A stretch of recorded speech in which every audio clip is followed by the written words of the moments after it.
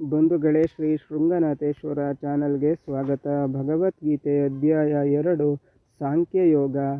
ಶ್ಲೋಕ 7. ಕಾರ್ಪಣ್ಯ ದೋಷೋಪಹತ ಸ್ವಭಾವ ಪೃಚ್ಛಾಮಿ ತ್ವಾ ಧರ್ಮ ಸಮ್ಮೂಢಚೇತ ಯಚ್ಛ್ರೇಯ ಸ್ಯಾನ್ನಿಶ್ಚಿತಂ ಬ್ರೂಹಿ ತನ್ಮೇ ಶಿಷ್ಯಸ್ತೆ ಅಹಂ ಶಾಧಿಮಾಂ ತ್ವಾಂ ಪ್ರಪನ್ನಂ. ದೌರ್ಬಲ್ಯ ದೋಷದಿಂದ ನನ್ನ ಸಹಜ ಬೀರಕ್ಕೆ ಮಂಕು ಕವಿದಿದೆ. ಧರ್ಮದ ಬಗೆಗೆ ಬಗೆಗಾಣದವನಾಗಿ ನಿನ್ನನ್ನು ಕೇಳುತ್ತಿದ್ದೇನೆ. ಹೇಳು ನನಗಿದನ್ನು, ಯಾವುದು ನಿಖರವಾದ ಒಳಿತಿನ ದಾರಿ? ನಾನು ನಿನ್ನ ಶಿಷ್ಯ, ನಿನಗೆ ಶರಣು ಬಂದ ನನಗೆ ದಾರಿ ತೋರು. ನನಗೆ ಕಾರ್ಪಣ್ಯ ದೋಷ ಬಂದಿದೆ. ಯಾವುದು ಸರಿ ಯಾವುದು ತಪ್ಪು ಎಂದು ತೀರ್ಮಾನ ಮಾಡಲಾರದ ದಯನೀಯ ಸ್ಥಿತಿಯಲ್ಲಿದ್ದೇನೆ. ಧರ್ಮದ ಬಗ್ಗೆ ನನ್ನ ಚಿಂತನ ಶಕ್ತಿ ಗೊಂದಲದ ಗೂಡಾಗಿದೆ. ಯುದ್ಧ ಬೇಕೋ ಬೇಡವೋ ಎನ್ನುವ ಗೊಂದಲ ನನ್ನನ್ನು ಕಾಡುತ್ತಿದೆ. ಯಾವುದು ನನಗೆ ಹಿತ ಎಂದು ತಿಳಿಯದಾಗಿದೆ. ನಾನು ನಿನ್ನ ಶಿಷ್ಯನಾಗಿ ನಿನ್ನಲ್ಲಿ ಶರಣಾಗಿದ್ದೇನೆ. ನನಗೆ ಮಾರ್ಗದರ್ಶನ ಮಾಡು ಎಂದು ಅರ್ಜುನ ಕೃಷ್ಣನಲ್ಲಿ ಕೇಳಿಕೊಳ್ಳುತ್ತಾನೆ. ಇಲ್ಲಿಯ ತನಕ ಭಗವಂತನ ಮುಂದೆ ಪಂಡಿತನಂತೆ ಮಾತನಾಡಿದ ಅರ್ಜುನ ಈಗ ಭಗವಂತನಲ್ಲಿ ಶರಣಾಗತಿಯನ್ನು ಬೇಡುತ್ತಿರುವುದು ಇಲ್ಲಿ ಸ್ಪಷ್ಟ.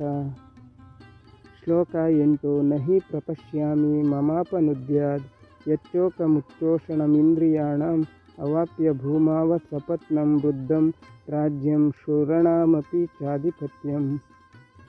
ಸತ್ಯದ ಸಾರವನ್ನೆಲ್ಲ ಹೀರಿ ಬತ್ತಿಸಿ ಬಿಡಬಲ್ಲ ನನ್ನ ಈ ದುಗುಡವನ್ನು ದೂರೀಕರಿಸಬಲ್ಲ ದಾರಿಯನ್ನೇ ಕಾಣದವನಾಗಿದ್ದೇನೆ.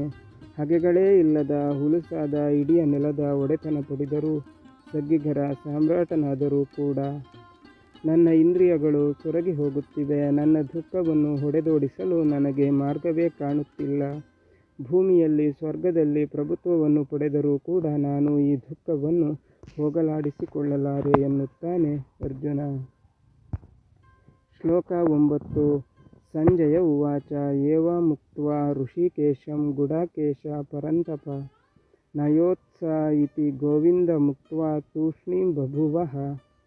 ಸಂಜಯ ಉವಾಚ. ಸಂಜಯ ಹೇಳಿದನು. ಅರಿಗಳನ್ನು ತರಿದ ನಿದ್ದೆಯನ್ನು ಗೆದ್ದ ಅರ್ಜುನ ಇಂದ್ರಿಯಗಳ ಒಡೆಯನಾದ ಗೋವಿಂದನ ಬಳಿ ಹೀಗೆಂದು ಮತ್ತೆ ನಾನು ಕಾದಲಾರೆ ಎಂದು ಸುಮ್ಮನಾದನು.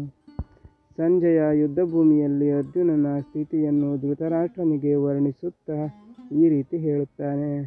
ಇಡೀ ಬ್ರಹ್ಮಾಂಡದಲ್ಲಿ ತುಂಬಿರುವ ನಮ್ಮ ಇಂದ್ರಿಯಗಳ ಸ್ವಾಮಿ ಗೋವಿಂದನಲ್ಲಿ ನಿದ್ದೆಯನ್ನು ಗೆದ್ದ ಅರ್ಜುನ ನಾನು ಯುದ್ಧ ಮಾಡಲಾರೆ ಎಂದು ಹೇಳಿ ಮೌನಿಯಾದ ಎಂದು. ಶ್ಲೋಕ 10. ತಮುವಾಚ ಋಷಿಕೇಶ ಪ್ರಹಸನ್ನಿವ ಭಾರತ ಸೇನಯೋರ್ಭಯೋರ್ಮಧ್ಯೆ ವಿಷೀದಂತಮಿದಂ ವಚಃ.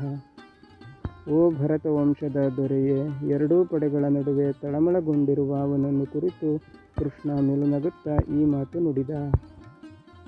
ಅರ್ಜುನ ಸಂಪೂರ್ಣ ಶರಣಾಗಿ ತನ್ನ ಮುಂದೆ ಅಂಗಲಾಚಿ ನಿಂತಾಗ ಶ್ರೀಕೃಷ್ಣ ನಸುನಗುತ್ತಾ ತನ್ನ ಮಾತನ್ನು ಆರಂಭಿಸುತ್ತಾನೆ.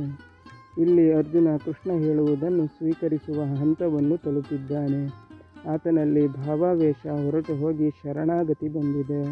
ಭಗವಂತ ನಮಗೆ ಮಾರ್ಗದರ್ಶನ ಮಾಡಬೇಕಾದರೆ ನಾವು ನಮ್ಮ ಅಹಂಕಾರವನ್ನು ತೊರೆದು ಆತನಲ್ಲಿ ಸಂಪೂರ್ಣ ಶರಣಾಗಬೇಕು.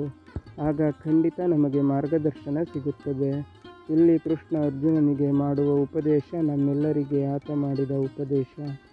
ಈ ಅಂಶವನ್ನು ಮನಸ್ಸಿನಲ್ಲಿಟ್ಟುಕೊಂಡು ಕೃಷ್ಣನ ಉಪದೇಶವನ್ನು ಆಲಿಸೋಣ ಬನ್ನಿ. ಬಂಧುಗಳೇ, ಭಗವದ್ಗೀತೆ ಅಧ್ಯಾಯ 2 ಸಾಂಖ್ಯಯೋಗ ಮುಂದುವರಿಯುತ್ತದೆ. ಅಲ್ಲಿ ತನಕ ನಮ್ಮ ಚಾನಲನ್ನು ನೋಡ್ತಾ ಇರಿ. ಶೇರ್ ಮಾಡಿ, ಸಬ್ಸ್ಕ್ರೈಬ್ ಮಾಡಿ, ಲೈಕ್, ಕಮೆಂಟ್ ಮಾಡಿ.